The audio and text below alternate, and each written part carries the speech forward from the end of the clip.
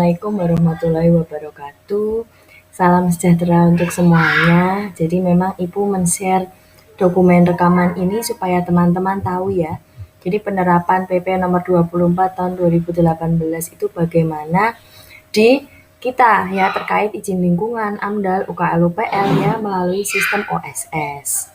Nah, ini merupakan presentasi yang disampaikan oleh Ibu Esther Simon ya. Beliau merupakan Kasubdit Audit Lingkungan Hidup di KLHK. Topiknya presentasi hari ini terkait dengan gambaran umum ya, sistem perizinan berusaha melalui sistem OSS, kemudian pemenuhan komitmen izin lingkungan, dan perubahan izin lingkungan untuk usaha atau kegiatan yang termasuk dalam sistem OSS, serta pengaturan RKL-RPL rinci untuk kawasan industri ya. Nah, gambaran umumnya seperti apa sih Bu melalui sistem OSS ini perizinan berusahanya? Nah, di sini kita ada beberapa portal ya yang teman-teman nanti bisa lihat ya oss.go.id ya. Di situ semuanya ada sistem perizinan berusaha. Nah, proses perizinan di lembaga OSS ini diatur oleh kantor Menko Perekonomian kalau teman-teman di Jakarta. Seperti ini ya, untuk PTSP-nya ya. Nah, OSS ini merupakan sistem yang mengintegrasikan seluruh pelayanan perizinan berusaha yang menjadi kewenangan menteri, lembaga, pimpinan, gubernur, atau bupati kota yang dilakukan melalui elektronik, teman-teman. Dengan prinsip dasarnya adalah terintegrasi dan terstandarisasi. Nah, di sini kemampuannya ini ada single filing ya, kemudian sinkronus, semuanya sistem sinkronus, kemudian helpdesk-nya ada terintegrasi. Kemudian untuk alur mudah berusaha dengan OSS, nah ini ada akte notaris, kemudian ada NIB, kemudian ada penerbitan izin usaha, kemudian ada izin komersial, kemudian notifikasi perizinan dan komitmen kepatuhan. Ini secara outputnya nanti ketika kita sudah selesai, sedangkan inputannya apa berupa pendaftaran, komitmen, kepatuhan ya, dan monitoring. Ketentuannya adalah, nah pasal 1 angka 21 sampai 26 terkait dengan pengertian-pengertian teman-teman. Nah di sini kalau kita terkait dengan pengisian data ini sebenarnya apa kaitannya? Nah kaitannya ini adalah di pasal 32. Jadi lembaga OSS menerbitkan izin lingkungan berdasarkan komitmen. Sedangkan pasal 35 kegiatan yang ada di kawasan industri tidak wajib memiliki izin lingkungan, tapi wajib mempunyai RKL-RPL rinci, teman-teman. Di pasal 37, pelaku yang sudah mendapat izin usaha harus tetap memenuhi persyaratan izin lingkungan. Kalau tidak, nanti izin usahanya dicabut kembali. Pasal 38, pelaku yang telah mendapatkan izin usaha dapat melakukan kegiatan. Bisa kalian baca di sini ya. Kemudian pasal 50, di pasal 60 ya. Jadi integrasi analisis dampak lalu lintas sekarang itu dimasukkan ke dalam AMDAL dan UKL UPL.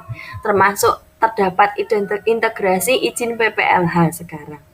Nah, di pasal 50 harus ada pemenuhan komitmen izin lingkungan dengan melengkapi UKL UPL.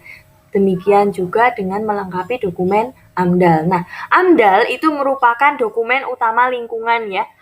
Analisis mengenai dampak lingkungan untuk dokumen wajib. Nah, untuk yang tidak wajib, teman-teman menggunakan dokumen UKL UPL. Di sini beberapa ketentuan lain seperti pasal 65, izin lingkungan itu diterbitkan oleh lembaga OSS. Nah, kalau ada perubahan izin lingkungan, berarti tinggal diperbaiki saja. Kemudian di pasal 68, KLHK membangun dan mengembangkan sistem mendukung pelaksanaan sistem OSS namanya amdal.id. Silahkan kalian buka. Nah, sebenarnya di pasal 71 ada PP AMDAL ya, nomor 27 tahun 2012 tetap berlaku. Tapi tidak bertentangan dengan PP nomor 24 ya. Nah, di sini PP 24 ini memberikan mandat kepada Menteri LHK untuk menyusun dan menerbitkan peraturan menteri sebagai peraturan pelaksanaan OSS. Yang pertama tentang pelaksanaan pengawasan RKL-RPL rinci, kemudian pedoman penetapan usaha, dan pedoman formulir UKL UPL spesifik.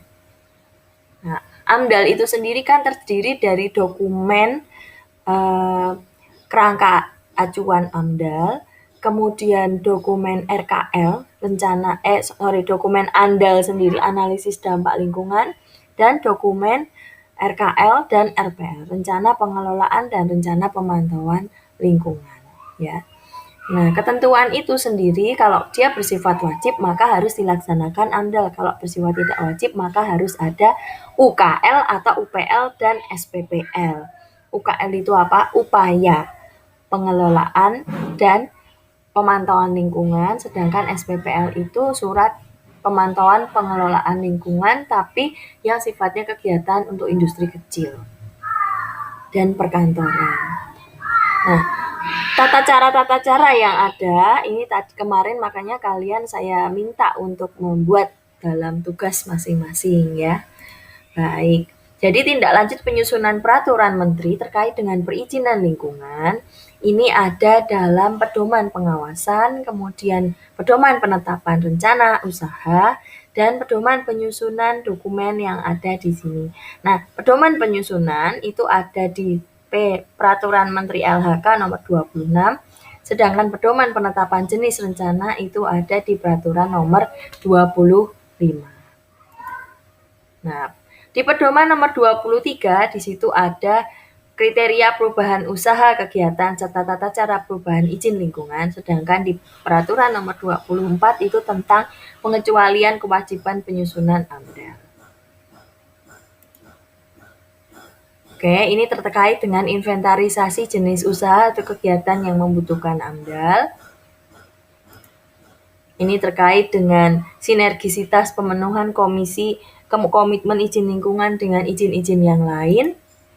Nah, untuk ini gambarannya adalah PPBTSE atau pelayanan perizinan berusaha terintegrasi secara elektronik. Di dalamnya ada perizinan berusaha di dalam sistem OSS dan di luar OSS. Kalau sistem di luar OSS itu kita mengacu kepada PP 27 tahun 2012. Kalau di dalam sesuai OSS maka kita tetap mengacu kepada OSS. Ini ya surat sekretaris Menko Ekonomi tentang pelaksanaan OSS. Nah, ini jenis-jenis kegiatan yang tercantum. Tidak semua ini wajib AMDAL ya. Tapi, nah ini ada tapinya ya. Tidak semuanya juga diatur sistem OSS ya. Terutama untuk kegiatan-kegiatan yang sifatnya pembangunan bendungan, daerah irigasi, pengembangan rawa, dan sebagainya. Ada berapa ini? 10, 12 kegiatan ini tidak termasuk dalam sistem OSS. Kemudian implikasi terhadap sistem perizinan lingkungan.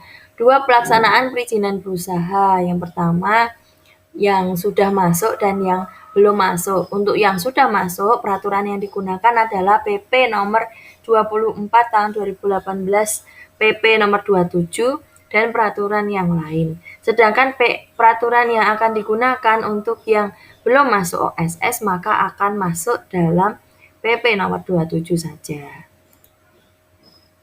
Nah, ini ya, dual sistem perizinan berusaha, sistem OSS, dan sistem existing. Tata kelolanya ketika di luar sistem OSS, yang pertama izin lingkungan ya, itu akan dikeluarkan ya jika sesuai dengan syarat. Demikian juga syaratnya ya apa? Kesesuaian dengan tata ruang, kemudian sesuai dengan izin pinjam pakai kawasan kalau di kawasan. Nah, ketika semuanya ini sudah sesuai, sudah ada AMDAL atau UKL UPL, maka dikeluarkanlah izin PPLH. Nah, di sini kita pelaksanaannya itu harus dilakukan audit lingkungan dan implementasi secara berkelanjutan ya, secara kontinu.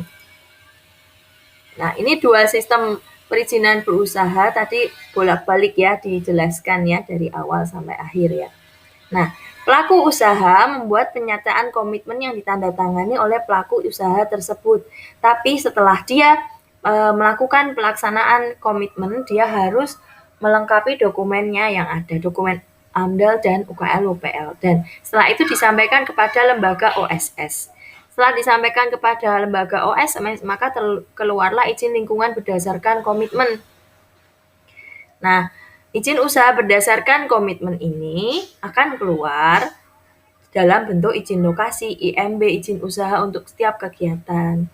Nah, maka dari itu lembaga OSS akan menandatangani akhir izin komersial dengan atau tanpa komitmen. Kalau dengan atau tanpa komitmen itu berarti sudah selesai. Ya, sudah selesai disusun semua. Tapi kalau dengan komitmen, teman-teman harus menyusun izin lingkungan dengan melengkapi dokumen ini. Ya, ada di mana penyusunan dokumen ini? Ada di Peraturan Nomor 26 Men-LHK. Ini teknisnya ada di sini. Kalau sudah dipenuhi semua, barulah izin komersial dengan tanpa komitmen atau dengan komitmen akan keluar dan aman, ya. Tidak ditarik lagi untuk izin usahanya. Nah, ini proses bisnis untuk izin komersilnya, yaitu NIP itu keluar, izin usaha keluar, maka izin komersial keluar. Kemudian jika standar sudah tersedia, OSS menerbitkan izin. Jika membutuhkan izin yang lain, dapat diproses di kementerian yang lain. Izinnya sudah keluar, maka notifikasinya keluar di OSS. Jadi OSS itu sebagai perpanjangan tangan pemerintah Indonesia ya untuk memudahkan proses perizinan. Nah, ini ya, bisa teman-teman lihat ya di sini ya. Reformasi perizinan berusaha sektor. Untuk reformasi perizinannya, mandatnya itu adalah PP nomor 24 ya. Setiap kementerian dan lembaga melakukan reformasi ya, pengaturannya itu. Contohnya KLHK telah menerbitkan Permen LHK nomor 22 sampai 26 di bidang lingkungan hidup yang diterbitkan Permen LHK-nya. Yang kedua, pemenuhan komitmen izin lingkungan dengan melengkapi AMDAL atau UKL-UPL melalui sistem OSS. Nah, teman-teman nanti lihat di dalam Peraturan Menteri Nomor 26, ini peraturan ini dan segala macam yang terkait dengan itu ada di dokumen, ada dalam mata kuliah AMDAL ya sebenarnya ya. Jadi AMDAL itu isinya apa sih? Ya, isinya ini ya. Peraturan itu isinya apa sih? Dari bab 1 sampai bab 10 ya. Bisa teman lihat-lihat di sini ya. Kemudian, aspek krusial strategisnya adalah berlaku untuk usaha atau kegiatan yang ada dalam sistem OSS, tapi tidak berlaku untuk usaha yang tidak termasuk di dalam OSS ya. Kemudian, muatannya ada basis pengawasan izin lingkungan, kewajiban memiliki data dan informasi sebelum masuk ke sistem OSS. Ini merupakan upaya penting ya supaya kegagalan pemenuhan komitmennya itu tidak ada gitu ya. Kemudian arahan hasil penapisan atau penapisan itu istilahnya tahap awal dalam penyusunan AMDAL sesuai dengan kewenangan dari masing-masing institusi ya. Nah, ketentuan-ketentuan terkait dengan komitmen izin lingkungan, lembaga OSS menerbitkan izin lingkungan berdasarkan komitmen, mencakup kewajiban untuk apa? Komitmen itu ya melengkapi AMDAL, adendum, melengkapi UKL-UPL, melengkapi AMDAL. Kalau tidak menerbitkan komitmen, maka tidak akan mendapat izin lingkungan ya teman-teman, nggak bisa dapat izin usaha akhirnya. Tahapannya apa? Pengumuman, kemudian pengajuan formulir, kemudian pemeriksaan persetujuan, penyusunan pengajuan AMDAL, kemudian penilaian. Nah, di sini ada proses pemenuhan komitmen ya. Pelaku usaha melakukan pernyataan komitmen, disampaikan kepada lembaga OSS, keluarlah izin lingkungan. Nah, ini tahapan dalam penyusunan AMDAL semuanya, sehingga ketika ada keputusan ketidaklayakan atau kelayakan akan disampaikan. Kalau tidak layak ya nggak dapat izin usaha ya. Ketentuan-ketentuan pelibatan masyarakat ada di dalam PP nomor 24 tahun 2018. Maksudnya peraturan ini ada di dalam itu ya, PP ini pasal 52 dan pasal 53. Nah, ini tahapan pemenuhan komitmen ya teman-teman ya. Waktunya coba diperlihatkan bahwa paling lama 30 hari kerja, tapi harus mulai dilakukan 30 hari dan 180 hari maksimal. Kemudian paling lama 60 hari kerja sejak Anda dilakukan, dinyatakan lengkap secara administrasi. Seperti itu. Nah, target masyarakatnya siapa saja bisa teman-teman lihat di sini. Kemudian proses pemenuhannya, ini kita saling bertukar informasi, saling sharing ya. Waktunya bisa teman-teman lihat. Nah, ini adalah tahapan dalam pengajuan formulir UKL-UPL ya. Pelaku usahanya, UKL-UPL itu kegiatan yang AMDAL tapi kegiatan seperti AMDAL tapi lingkupnya lebih kecil ya. Nanti kita akan belajar di pertemuan berikutnya tentang wajib AMDAL. Nah, pengawasan ini dalam sistem OSS dilakukan untuk melengkapi dokumen AMDAL atau UKL-UPL.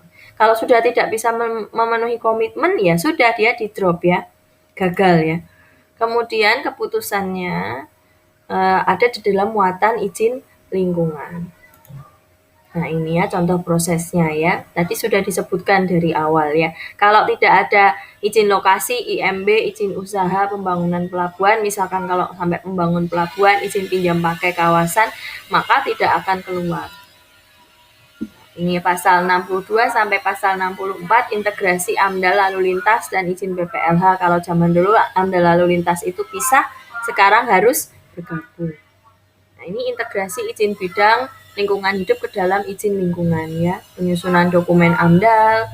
Nah, kalau sudah ada kegiatan rinci dan kelola untuk di kawasan industri maka tidak perlu lagi. Ini integrasinya untuk izin komersialnya ya. Ini contoh izin lingkungan OSS ya teman-teman. Nah, ini izin usaha berupa tanda daftar pariwisata berlaku efektif ya setelah perusahaan telah melakukan pemenuhan komitmen. Kalau belum ya nggak dikasih, dicabut lagi gitu ya. Nah, ini belum berlaku efektif. Kalau sudah berlaku efektif maka dia harus melakukan pemenuhan terhadap upaya ini. Nah, ini contoh lembar notifikasi untuk perizinan dan fasilitas. Ini contoh izin lingkungan yang sudah efektif. Nah, ketika ada perubahan izin lingkungan untuk usaha yang termasuk dalam sistem OSS, ini ada di Peraturan Menteri Nomor 26.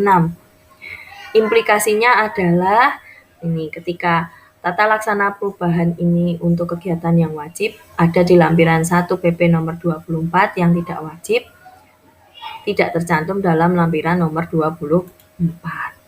Nah, pelaku usaha telah memiliki izin, sudah melakukan kegiatan, kalau ada perubahan izin seperti apa, pelaksanaan perubahan usaha atau kegiatan seperti apa, ini secara ringkas ada di Peraturan Nomor 26 ya, di dalam sistem OSS ya. Nah, ini pemenuhan komitmen perubahan izin lingkungannya. Teman-teman tidak usah pusing, tidak usah bingung, karena sebenarnya apa yang saya jelaskan ini hanya berupa hal yang umum ya. Jadi PP nomor 24 ini memang mengatur kegiatan OSS untuk kegiatan AMDAL atau perizinan lingkungan ya. Kalau untuk kegiatan perizinan lingkungan yang tidak termasuk dalam PP nomor 24 itu akan diatur dalam Permen LHK nomor 24 sampai 26. Nah, ini dokumen adendum tipe A ya. Adendum itu apa sih? Adendum itu dokumen AMDAL tambahannya untuk 60 hari, 35 hari, dan 19 hari tergantung tipenya A, B, atau C. Pengaturannya ada di dalam kawasan ekonomi khusus ya. Ini ketentuan izin lingkungan kawasan. Silahkan kalian sambil membaca ya. Nah, ini merupakan implikasi ketentuannya. Contoh kawasan industri Python ini ya. Kawasan industri ini misalkan seluasnya ini. Nah, dia harus membuat RKL RPL rinci ya teman-teman ya. Nah, ini contoh kawasan industrinya. Rancangannya seperti ini. Ada penyusunan peraturan menteri, ada maksud peraturan menteri, dan tujuan peraturan menterinya. Ini ruang lingkup pengaturan dalam peraturan menterinya, ini sudah harus ada RKL RPL-nya. Memang sejauh ini memang belum diusulkan ya peraturan menterinya ya, masih berupa draft. Ini pemeriksaan persetujuan RKL RPL rinci oleh pelaku usaha. Nah, ini pemeriksaan RKL RPL rincinya. Nah, ini konsep persetujuannya antara perusahaan industri, tim penilai, dan pengelola kawasan industri. Ini pelaksanaannya. Nah, seperti apa ya? Nah, ini kita tidak perlu bicara teknis ya, nanti supaya teman-teman lihat sendiri dalam peraturan. Tapi kita juga tidak menanyakan sampai sedetail itu, yang kita tanyakan adalah tentang PP nomor 24 saja. Baik, kurang lebihnya itu yang bisa saya sampaikan. Terima kasih. Wassalamualaikum warahmatullahi wabarakatuh. Salam sejahtera untuk semuanya. Salam sehat ya. Mohon maaf jika yang Ibu sampaikan mungkin terlalu cepat, tapi semoga paham untuk pemahaman